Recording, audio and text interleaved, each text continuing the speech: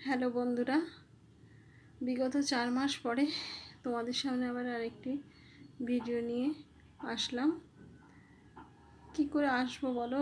আমার জীবনে সবচেয়ে দুঃখময় দিন আমার মা আমায় ছেড়ে, আমায় ছেড়ে শুধু নয়, আমাদের সকলকে ছেড়ে আমার মা 8ই মে দুপুর 1:30টার সময় চলে গেছে। সবার মায়া ত্যাগ করে চলে গেছে। এবার মা চলে যাওয়ার পর থেকে মন মেজাজ একদম ভালো নয়। মা দিনে 7-8 বার ফোন করতো। এখনও ভাবি যে ফোন বাজবে, মা ফোন করবে, ফোনের অপেক্ষা করি, কিন্তু ফোন আর বাজে না, মার ফোন আর পাই না। সেই জন্যে কিচ্ছু ভালো লাগে না, শুয়ে থাকি, বসে থাকি, নিজের শরীরও ভালো না। আর তার আগে থেকেই 1 মাস আগে থেকেই আমি ভিডিও করা ছেড়ে দিয়েছি। নিজের শরীর ভালো না, ফ্যাটি লিভার, ফ্যাটি প্যাঙ্কিয়াটাইটিস, গল ব্লাডারও থিকনেস হয়ে আছে, সব হয়ে আছে, শরীর খুব খারাপ, ওষুধ খাচ্ছি। এবার মা চলে গেল রোববার দিন দুপুর 1:30টা নাগাদ। মা 5 মিনিট আগেও মা কথা বলেছে। মা এত সজ্ঞানে গেছে। মা যেদিন গেছে সেদিনকে সকালেও বাথরুমে গিয়ে টয়লেট করেছে, সব কিছু করেছে। মা বিছানায় কিচ্ছু করেনি। এত সজ্ঞানে মা এত ভালো গেছে। একদম মানে মার সামনে বসে মার মৃত্যু দেখেছি। কি করব? বাবাকে তো অনেক দিন আগেই হারিয়েছি। মাই ছিল আমাদের সব। দিদি 1 সপ্তাহ আগে থেকে এসে মার কাছে ছিল, মার সেবা করেছে। আমি 3 দিন না 4 দিন আগে থেকে মার কাছে গিয়েছিলাম। শনিবার দিনই মার খুব শরীর খারাপ ছিল, সারা রাত আমরা জাগা ছিলাম।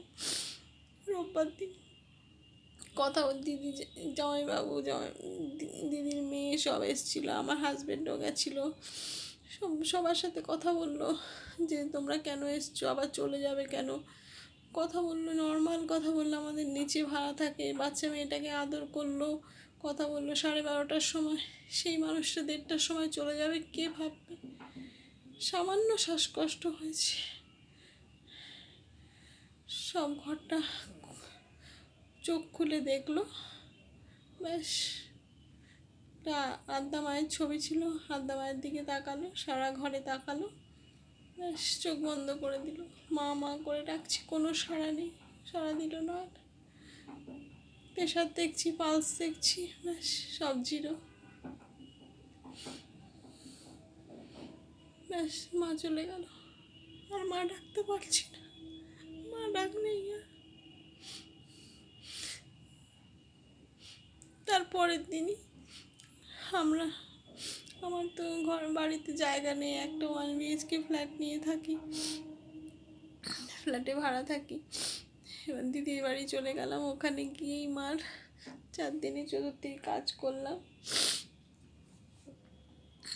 তারপরে আমি একটু অসুস্থ হয়ে পড়ি। ওখানেই দিদিরা ডাক্তার দেখায়, সেই ডাক্তার আমাকে ওষুধ টষুধ দিল। 3 মাস টানা ওষুধ খেলাম, কিন্তু তাও সুস্থ হলাম না। আবার গ্যাস্ট্রোএন্টারোলজিস্ট মেয়ে আবার নিয়ে দেখালো, সে ডাক্তারের ওষুধ খাচ্ছি। এখন ডাক্তার বলেছে কোলোনোস্কপি, এন্ডোস্কপি করাতে হবে। সোনোগ্রাফি করেও কিছু হলো না, সে ডাক্তারের ওষুধ খাচ্ছি। এখন সেটা আর করাইনি, কিন্তু শরীর আর ভালো হচ্ছে না। এই মন মেজাজ একদম ভালো না। শুয়ে থাকি, ডাক্তার হাঁটতে বলেছে, হাঁটতেও ভালো লাগে না। ওই শুয়ে থাকি, বসে থাকি, ওই ফোন স্ক্রল করি, দেখি। কি করব? কারোর সাথে কথা বলতেও ভালো লাগে না, কিছু না, চুপচাপ থাকি।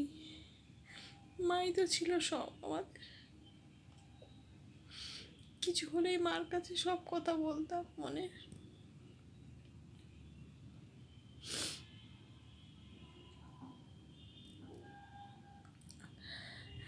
মা ছিল আমার বট গাছ, আমার বট গাছ উপড়ে গেছে।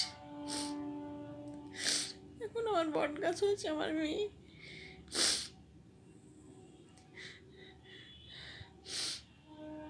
মেয়েটার শরীর ভালো না, চলছে তার মধ্যে।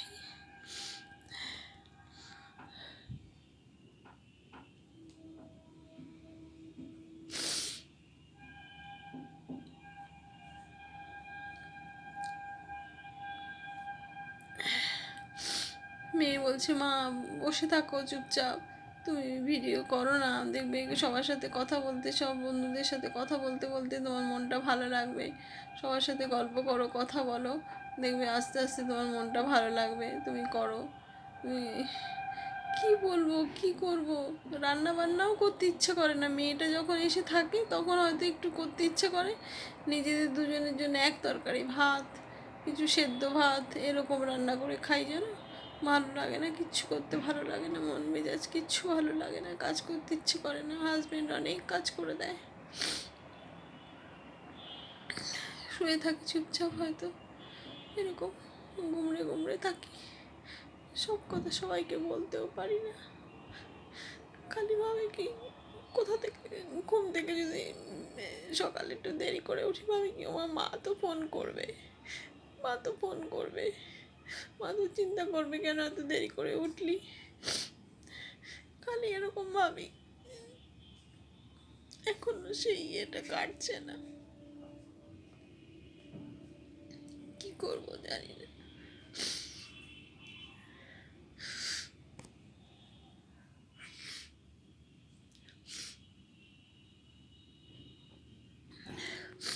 স্বাভাবিক হতে পারছি না এখনো, দিদির সাথে রোজ কথা বলি, বৌদির সাথে মাঝে মাঝে কথা বলি, মেয়ে মেয়ে এসে থাকে মাঝে মাঝে, মেয়ে যতদিন থাকে তা একটু ভালো থাকি, মেয়েও ফোনে কথা বলে, ওয়ার্ক ফ্রম হোম করে তো ওই সময় সময় পায় একটু কথা বলে।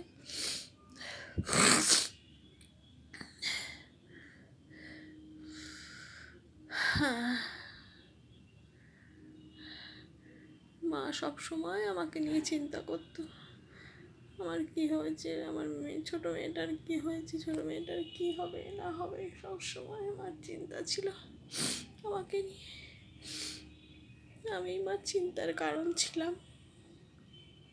মা তো মার শান্তির জায়গায় চলে গেছে,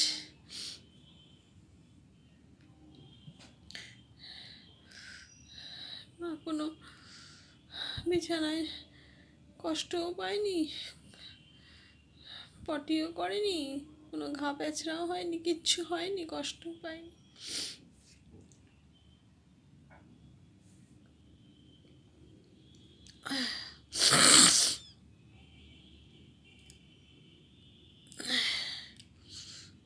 কি বলবো বন্ধুরা, এই হয়তো আস্তে আস্তে তোমাদের সাথে কথা বলি, মেয়ে বলেছে যে তুমি করো, ভিডিওটা করো, করতে করতে দেখবে কথা বলতে বলতে তুমি স্বাভাবিক হবে, কথা বলো, না বললে তোমার ভেতর ভেতর শরীর খারাপ হবে, সুগার আছে, সব কিছু প্রবলেম ধরা পড়েছে, আরও শরীর খারাপ হবে, মা করো, না একটু স্বাভাবিক হতে হবে, এগুলো তো ন্যাচারাল ব্যাপার, জন্ম হলেই মৃত্যু হবে, দিদুনের তো বয়স হয়েছিল, মার 82 বছর বয়স হয়েছিল, এবার আমার মেয়েও বার্নিং ঘাটে গিয়ে অসুস্থ হয়ে পড়েছিল খুব, দিদুনকে ওরকম দেখে নিজেকে সামলাতে পারেনি।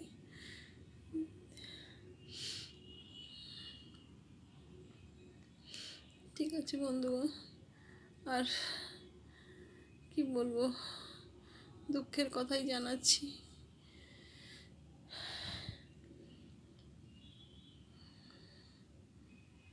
এই বলে আজকে ভিডিওটা শেষ করছি, তোমরা আমায় একটু সাপোর্ট করো, আমার সাথে থেকো, খুবই রেগুলার হয়ে গেছি, আমি জানি না কী করে আর ভিডিও করতে পারবো, কী করবো জানি না।